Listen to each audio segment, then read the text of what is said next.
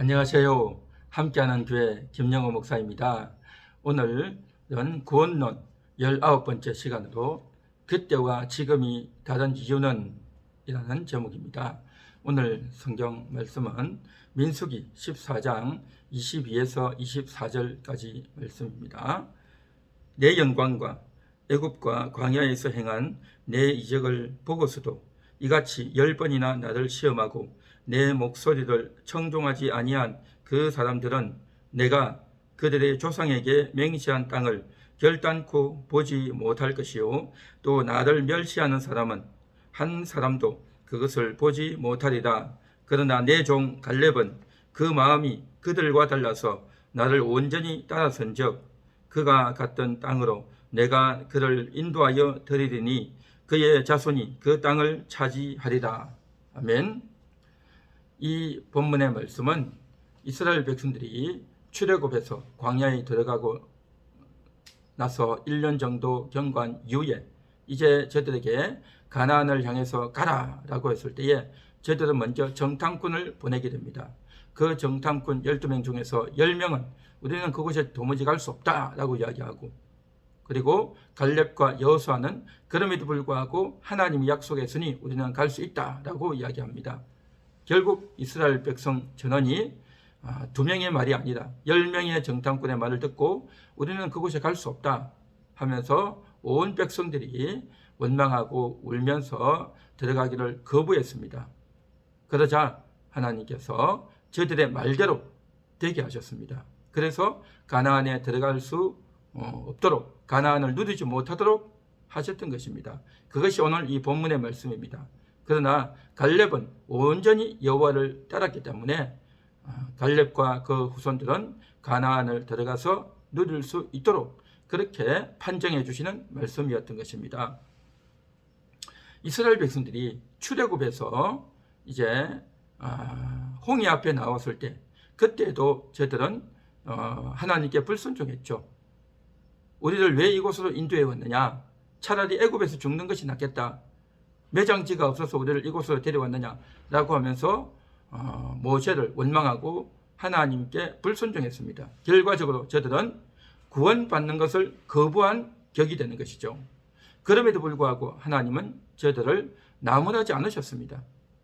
저들의 죗값을 묻지도 않았고 저들에게 형벌을 내리지도 않았고, 그럼에도 저들을 구원해 주셨습니다. 일방적으로 구원하시고 강권적으로 저들을 건져 주셨던 것이죠. 하나님께서는 오늘날에도 마찬가지입니다. 성도들을 구원하실 때에 죄를 묻지 않고 저들을 구원하십니다. 저들의 과거를 묻지 않고 그냥 구원해 주십니다. 이미도 그 영혼들이 죽어 있는 상태이기 때문에 죽어 있는 영혼들에게 어떠한 하나님의 말씀도 하나님의 약속도 들을 수가 없고 알아듣지도 못하고 깨닫지도 못하기 때문입니다. 그래서 그냥 구원해 주시고 그 이후에 저희들을 차츰차츰 이제 변화시켜 가시는 것이 하나님의 인도하심이죠. 홍해는 예수 그리스도의 그 구원을, 예수 그리스도의 십자가를 상징하는 사건입니다. 예수님께서는 성도들을 구원하실 때에 그냥 구원하십니다. 그냥 일방적으로 저들이 죄를 깨닫지도 않았고 저들이 죄를 회개하지도 않았지만 그럼에도 불구하고 일방적으로 저들을 용서해 주시고 또 어떤 죄도 다 용서해 주신다고 하는 것, 이것이 바로 예수님의 십자가의 구원 아니겠습니까? 하지만 이스라엘 백성들이 홍해를 건너고 난 이후에 이제 시내산에서 하나님의 계명을 받고 또 저들이 성막을 만들어서 하나님께 제사를 드리고 저들이 하나님을 만나고 나서 정신을 차리고 회복을 얻고 또 마음의 평안을 얻고 난 이후에 하나님께서는 이제 드디어 너희가 가나안으로 향해서 나아가라 라고 했습니다.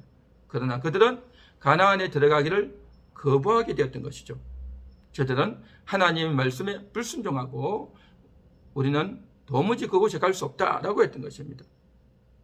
저들의 불순종은 과거에 홍해 앞에서 홍해를 건너지 않겠다고 아우성을 치고 원망하고 불순종했던 것과 똑같은 죄악이었다라는 것입니다. 그런데 하나님께서는 그때와 지금 전혀 다른 반응을 하고 있습니다. 그때 홍해 앞에서 하나님께 불순종하고 또 원망하고 또 애굽으로 돌아가자라고 할 그때는 하나님께서 저들을 책망하지 않고 죄를 묻지 않고 그럼에도 불구하고 일방적으로 구원해 주셨습니다. 그러나 지금 가나안에 들어가지 않으려고 불순종하고 거절하고 있는 저들에게 대해서 징계를 내리고 계십니다. 너희의 말대로 되게 해주겠다라고 하면서 저들을 광야에서 징계하시는 겁니다. 그리고 광야에서 징계가 끝나고 난 이후에 40년이 끝나고 난 이후에 저들을 이제 가나안에 입성시켜 주시는 것이 하나님의 인도하심이었고 하나님의 뜻이었다라고 하는 것이죠. 성도는 징계를 통해서 온전해집니다. 징계가 필요 없는, 징계를 안 받아도 되는 그러한 성도는 단 한 명도 없습니다. 그 징계를 통해서 육신이 고통을 입고 또 육신이 절망하게 되고 내 뜻대로 안 되어진다는 것을 알게 되고 난 이후에 고개를 숙이게 되고 하나님을 따르게 되는 죄인들의 어쩔 수 없는 특성이다라는 거죠. 그런 측면에서 징계는 하나님의 사랑이다라고 말할 수가 있는 것이죠. 모든 자녀들은 다 징계를 받습니다. 그 징계가 당시에는 슬프고 고통스럽고 절망이고 하지만 그러나 그 징계를 통해서 연단을 받고 난 이후에는 기뻐하게 되고 감사하게 되는 것이죠. 정리하면 이것입니다. 구원은 하나님이 구원해 주시고 하나님이 그냥 용서해 주시는 것입니다. 그러나 구원 이후의 삶은 또 누리게 되는 것은 복을 받고 또 풍요로움을 얻게 되는 것은 징계가 있다라는 거죠. 징계를 통해서 그것을 얻게 된다라고 하는 것입니다. 만일에 구원 단계에서 하나님께서 순종을 요구하고 조건을 요구하고 헌신을 요구했다면 어떻게 되겠습니까? 누가 구원을 받을 수 있겠는가 하는 것입니다. 오늘날 이렇게 하나님이 처음에는 일방적으로 구원하시고 용서하시고 그 이후에 죗값을 묻고 징계를 통해서 성숙시켜 가시는 하나님의 구원의 여정, 하나님의 이러한 것들을 이해하지 못하는 사람들이 많이 있습니다. 하나님은 항상 똑같다, 영원하게 똑같은 원리를 적용하신다라고 생각하다 보니까 여기에서 이단이 나오는 것입니다. 이단들의 한결같은 주장은 이것입니다. 하나님의 계명을 지켜야 구원받는다. 안식일을 철저히 지켜야 된다. 또 하나님께 순종하고 하나님께 헌신해야 된다. 안식교회에서도 그렇게 이야기하고 여호와 정인들도 그렇게 이야기하고 신천지도 그렇게 이야기하고 이단들의 각각 자기들의 주장하는 내용은 다르지만 원리는 똑같습니다. 하나님께 철저히 순종해야 구원받는다. 하나님의 계명을 지키지 않는 기성교회들은 구원받지 못한다. 우리의 교회로 오라 라고 하는 것이 이단들의 주장 아니겠습니까? 그런데 천주교도 별반 다를 바가 없습니다. 선행을 해야 이웃을 구제한다든지 헌금을 한다든지 또 이러한 선행을 해야 구원을 받는다라고 이야기합니다. 온갖 그럴싸한 말들을 하죠. 구원이다, 선행이다, 또 순종이다, 헌신이다. 다 좋은 말이죠. 하나님 앞에 좋은 행동이죠. 그러나 구원받는 데 있어서는 하나님께서 어떤 조건도 달지 않으셨습니다. 죄를 짓고 있는데도 불구하고 하나님께 대들고 원망하고 있는데도 불구하고 이스라엘 백성들을 그냥 구원하셨습니다. 이러한 하나님의 사건을 이해하지 못하고 하나님의 마음을 오해하고 성경의 진리를 깊숙이 이해하지 못하는 자들이 이제 이단이 되고 또한 천주교가 되고 오늘날 개신교 안에서도 그렇게 생각하고 있는 사람들이 많이 있습니다. 이것은 결코 그렇지 않다라고 하는 것입니다. 구원은 하나님이 그냥 구원하시는 겁니다. 조건이나 자격이 되지 않아도 선행한 것이 없어도 용서하심으로 구원하십니다라는 거죠. 회개도 안 했는데 그냥 구원하시는 겁니다. 이것이 하나님의 놀라운 뜻입니다. 구원받고 난 이후에 구원과 동시에 그가 눈물 흘리고 회개하게 되고 어찌하여 이러한 나를 어찌하여 이런 죄인을 용서하십니까? 라고 하면서 아이러니하게 생각하고 이상하게 생각하면서 다시 말씀을 생각하고 성경을 읽으면서 하나님의 사랑에 감사하고 감격하게 되는 것이 바로 우리 성도들의 간증이고 신앙의 체험 아니겠습니까? 그래서 구원은 단회적이다 라고 말할 수 있습니다. 이스라엘 백성들이 홍해를 한번 건너고 난 이후에는 다시 그 홍해가 열리지 않았습니다. 다시 홍해로 돌아가지 않았습니다.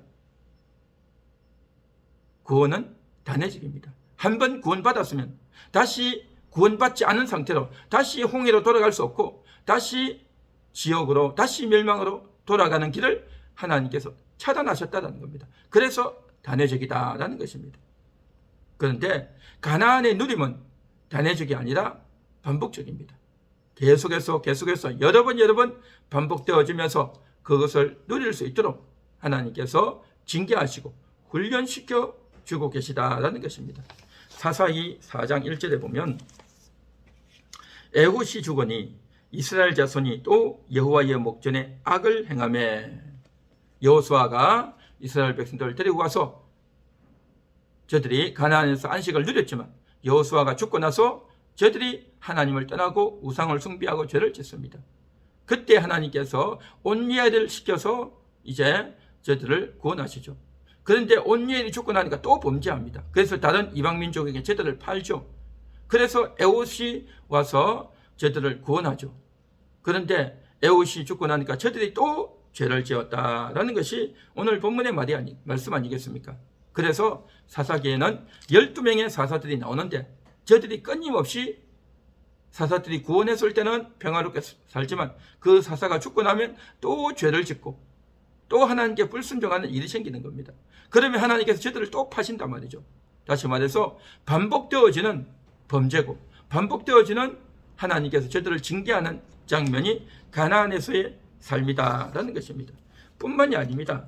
역대하 36장 17에서 20절에 보면 하나님이 갈대아 왕의 손에 그들을 다 넘기시며 그가 와서 그들의 성전에서 칼로 청년들을 죽이며 청년 남녀와 노인과 병약한 사람을 긍휼히 여기지 아니하였으며 또 하나님의 전에 대소 그릇들과 하나님의 전에 보물과 왕과 방백들의 보물을 다 바벨론으로 가져가고 또 하나님의 전을 불사르며 예루살렘 성벽을 헐며 그들의 모든 궁실을 불사르며 그들의 모든 귀한 그릇들을 부수고 칼에서 살아남은 자를 그가 바벨론으로 사로잡아가며 무리가 거기서 갈대아 왕과 그의 자손의 노예가 되어 바사국이 통치할 때까지 이르니라.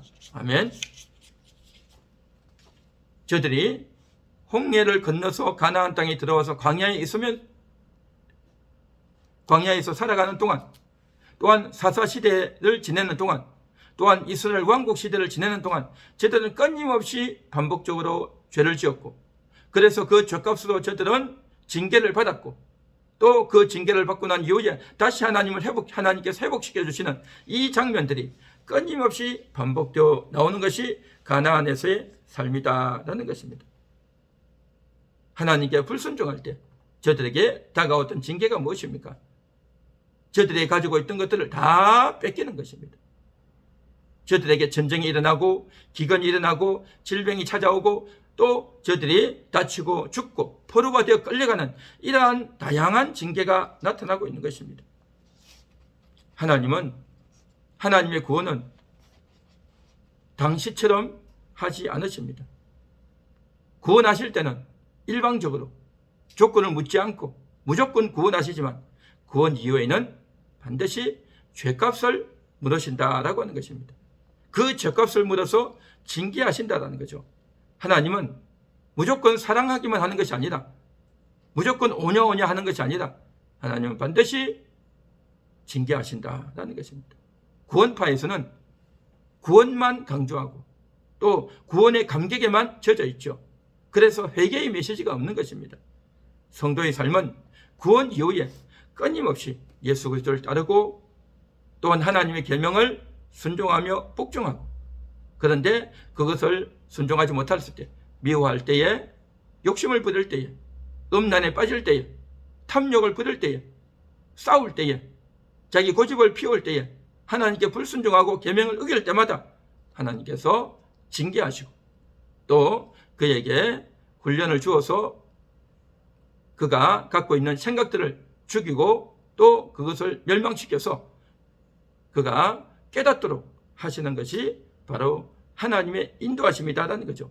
그래서 결국 그 성도로 하여금 거룩하게 또한 천국의 기업을 누릴 수 있는 그러한 자녀로 만들어 주신다라는 것입니다. 우리가 구원받았지만 여전히 우리 속에는 죄의 속성이 그대로 있다라는 것입니다. 변화되어지지 않고 야생마 같은 그러한 아주 성질이 급하고 자기 고집적이고 자기 마음대로 하려고 하는 그러한 속성들이 여전히 있단 말이죠. 그래서 그 상태로 천국에 들어가면 어떻게 되겠느냐 하는 겁니다. 그래서 야생마 같은 그러한 속성들을 죽여주시고 또한 죄의 속성들을 다 죽여주시는 그것이 바로 징계요. 또한 구원을 누릴 수 있도록 하나님께서 인도해 주시는 그러한 하나님이다라는 것입니다. 하나님은 그때와 지금이 다르십니다. 만일 그때에 일방적으로 구원하고 일방적으로 용서하지 않고 순종하는가 보고 구원했다면 누가 구원받겠습니까? 그렇게 해서 용서로 구원받았는데 그 용서로 구원하시고 난 이후에 죄를 묻지 않고 무조건 복만 주었다면 그가 어떻게 되겠느냐 하는 겁니다.